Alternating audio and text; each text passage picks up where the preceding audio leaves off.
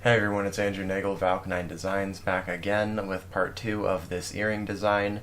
I've gone ahead and polished these up with my usual progression of polishing with the silicone wheels, the bristle discs, and then some sunshine cloths. And yeah, I've shown the polishing a couple of times in the last part of the start to finish tutorial. We covered polishing. And then I've also covered polishing on some of the frame tutorials, so go ahead and check out those videos and it'll give you the run through of my polishing. So the first thing we're going to start off with is attaching 2 lengths of 21 gauge square wire to the bottom of the frame. These are going to be the supports for the weave channel setting that we're going to build onto this earring.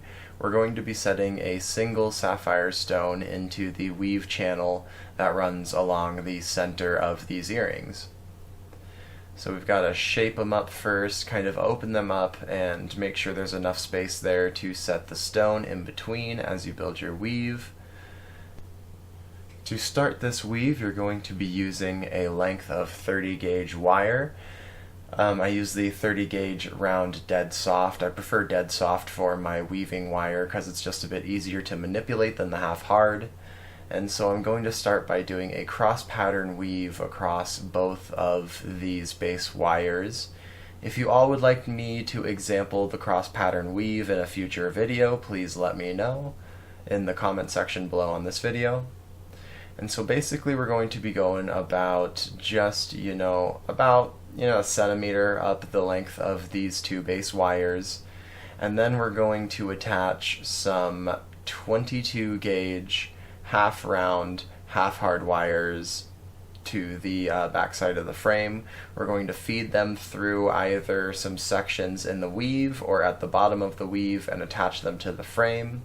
Then after you've attached them to the frame, you're ready to integrate them into the weave itself. And what I do is I take my 30 gauge and as I'm weaving it, underneath and back over to another support wire, I wrap it around, twice around those 2 center half round wires, and then I wrap it back underneath the base wire. Then I wrap it around that base wire, then back over and underneath, and then twice around again the half round wires, then back over to the other side and underneath that support wire, then back around that support. Basically making a kind of cross weave between all 3 of these while wrapping the 22 gauge into that cross weave. And I like to go, 4 times around the 22 gauge wires in the center and then attaching that to the base. And once they are integrated into your weave, you're ready to spread them open and make some room for the stone. Continue your weave up, just long enough up these base wires to make enough of a seat for your stone. You don't want to go much further, otherwise you're going to have too much length and it's just going to look sloppy or it's going to be too loose and the stone will fall out. You really want this next connection point to be right at the tip or right at the end of that stone. And so what we're going to do is we're going to bring down our 22 gauge wires over that stone and then cross them over that stone, creating sort of an eyelet over the top of that faceted stone. And I like to take the pliers and kind of pinch them down and then, kind of make them more level with the 2 support wires on the side. And doing that same cross pattern where we go twice around the 22 gauge wires, then back over to one of the support wires, we're going to be integrating those 22 gauge half round back into the weave again to securely get that stone held in there. I like to straighten them out a little bit and pull on them a little bit to make sure that metal is flush against the stone, and that way there's no extra material there that could come loose. And then once you've attached your 22 gauge back into the weave, you're ready to clip off your ends and then tie down your 22 gauge to your support wires. I like to tie them down and then around and bring them around 2 or 3 times around those support wires. And this is just kind of an easier way to set those wires onto the top there and just make sure everything's nice and tight, because then you can kind of harp on those tie down points and twist them really good and make sure they are nice and secure. And then bringing those ends back into the frame, clip off any extra wire that you don't need. You can always recycle that and scrap it for later. We're going to attach those points to the frame, and then our stone will be set onto our earring.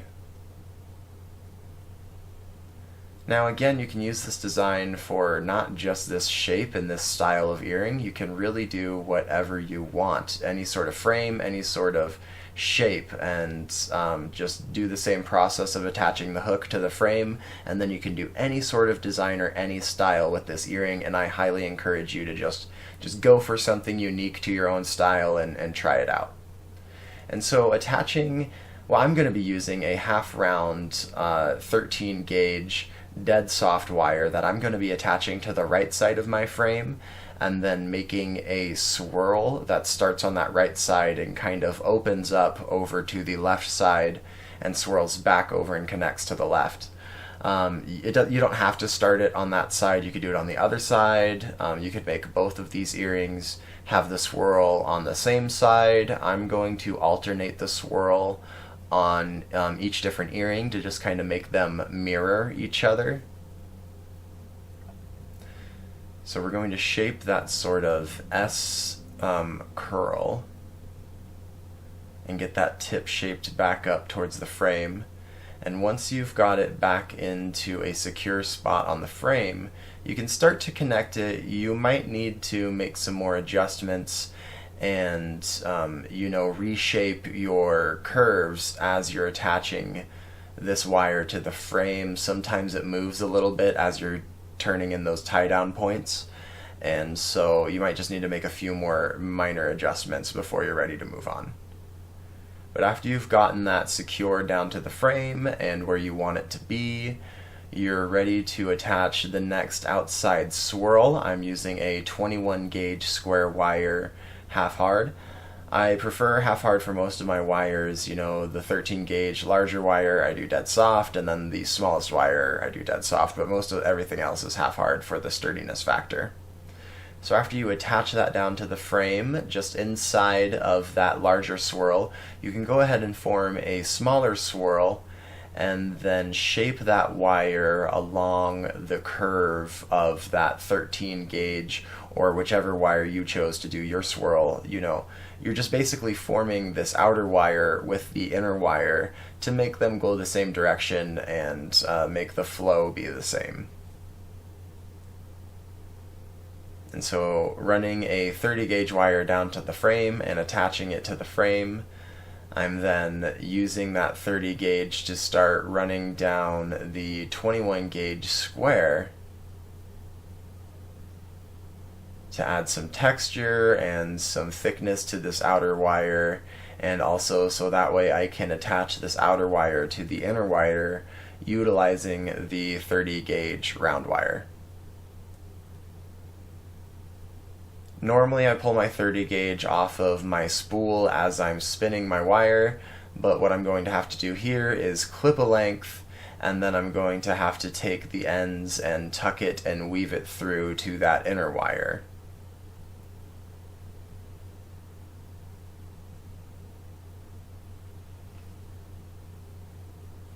This sometimes can be a really annoying process because you're trying to bend the tip of your wire to go into, a nook or cranny, and it's just not really working for you. So sometimes I'll just have to reclip the tip and reshape it. This one was working kind of easy for me. So as you see, I feed it through the bottom there, pull it up, and then down to the bottom wire.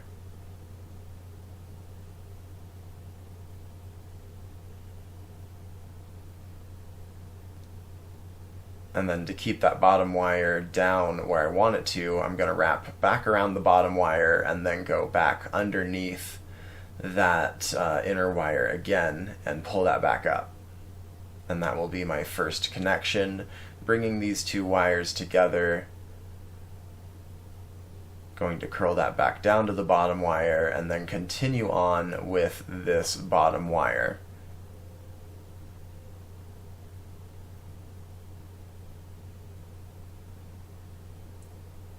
Once I get over to the further right side where this wire naturally starts to open up to form the outer curve of the pendant, I'm starting to do a kind of an open weave design where it's not really spiraling open, but it's just kind of opening more on one side than the other. I've covered this a couple of times in the videos before, but for anyone who hasn't seen it yet, basically what I do when I'm wanting my weave to kind of fan out on one side is I think of it this way. There's more surface area to cover on that outer wire that, we're trying to, make a longer fan on than there is on the inner side. So I'm going to go as a progression of 2 to 3, 4, then 5 times around that outer wire, while only going once or twice around the inner wire.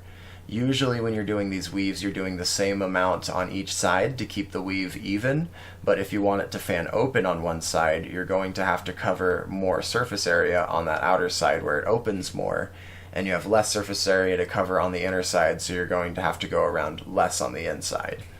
And so as you can see, I'm going to do like 5 or 6 times around this side, curve that wire in, go into the innermost swirl, attach it there, do like twice around there, and then I'm going to bring it back out to the outermost wire, and then I'm going to go at least one more time around that outermost wire than I did previously. So if I did 6 before, I'm going to do 7 on this next one, and then so on and so forth as I build this weave pattern. If you all want me to do a specific tutorial on this kind of fanned weave, go ahead and let me know in the comments of this video. I will get working on that as soon as I can.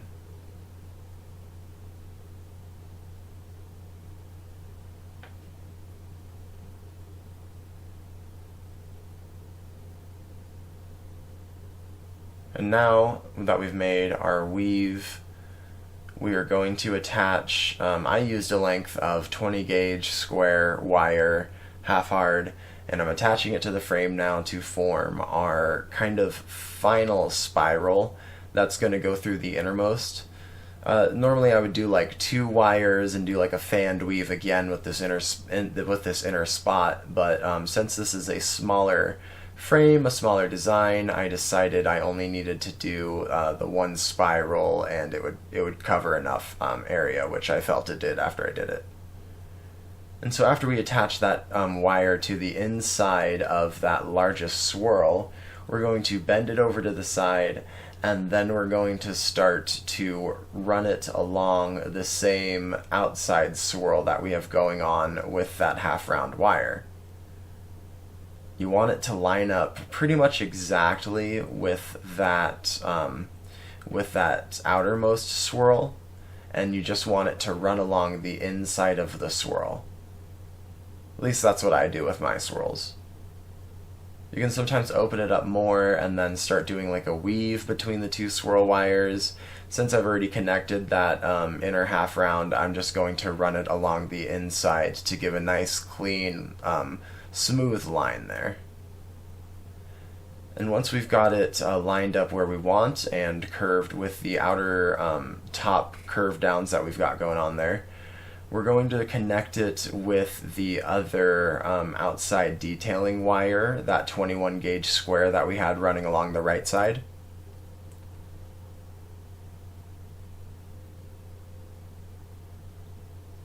And at first I was doing an even progression at the bottom to connect them, and then at the top I'm going to kind of fan it out near this, this top wire. So I'm going to start doing a progression of 3, then back down to 2, and then I'm going to do like 4 on the top, and then back down to 2.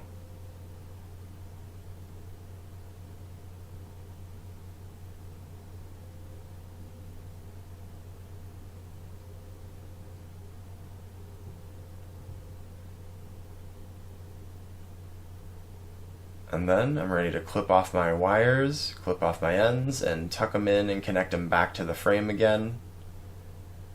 I'm connecting this wire kind of running along that half round wire down to the frame. So it's giving kind of an elongated curved look. And it also kind of keeps it a bit more loose on that top curve where I have the earring hook. These earring hooks are very, they're not fragile, but they are a thinner gauge of metal, so do be careful as you're working with these. As I noticed, I've kind of bent the earring hooks a little bit and had to, reopen them or, whatever I needed to do to make them just look a bit more appropriate, as you can see right there. But yeah, and so then I'm attaching my last wire onto the inner part of the frame as well.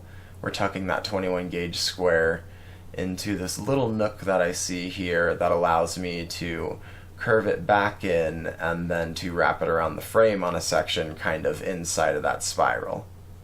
You've just got to be kind of canny with where you get your tie downs. It's always good to plan where your tie downs are going to be, but sometimes you just have to see where it's going to fit and tie it down as tight as you can in that area.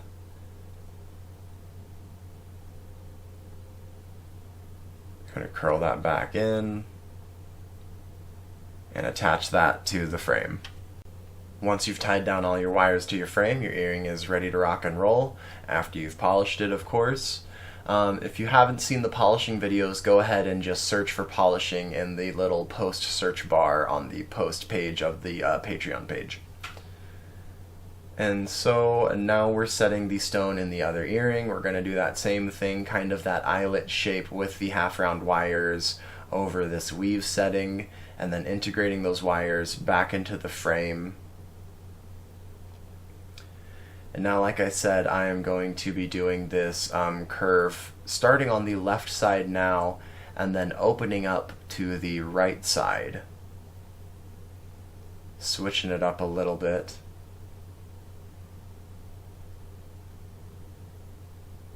I like these nylon pliers because they help you manipulate wire without leaving scratches or tool marks. I highly recommend that you end up getting them. I like to form this main curve before I attach any other wires. It just kind of gives me a good guideline, and it kind of shows me where I'm going with the other wires too. And then we're going to bring back that end and attach it to the frame, make sure it's all lined up.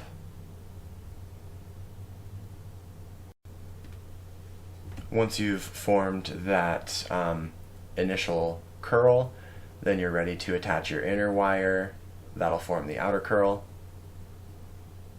It's basically the same process that we did for the first earring, just mirrored.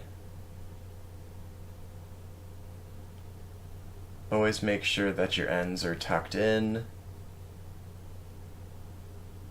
You can always kind of remove sharp edges during the polishing procedure, but it's always good to make sure those ends are nice and tucked in so no clothing gets stuck to them or nothing.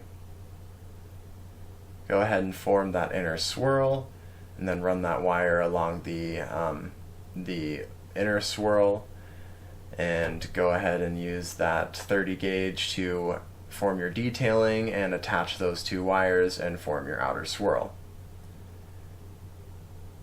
Again, I'm using 20 gauge square wire, half hard, to form the inner swirl and this final swirl. 30 gauge going crazy here.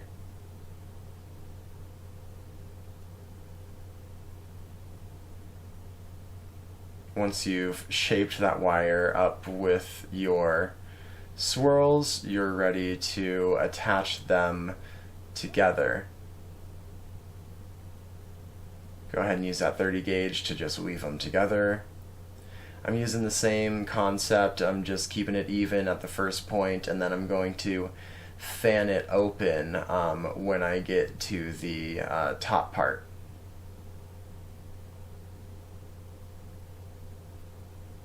Going just a couple more times around that outermost side just to create a longer length there. wrapping it back around that outermost wire, making sure they're nice, secure, and attached, and just wanting to make sure this is mirroring everything okay and making sure these curls are going where I need them to.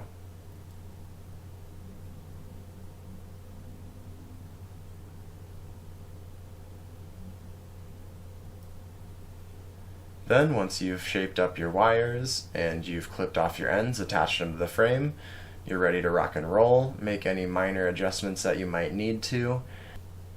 If you haven't seen my polishing videos, you can find them by going to the post section on the Patreon page and finding the post search bar and just searching for polishing. You can also search for framework there, you can search for designing that way. You can basically, filter through the tutorials that way. And so I hope you all enjoyed this video here. It was a little hard focusing. This is a much smaller area.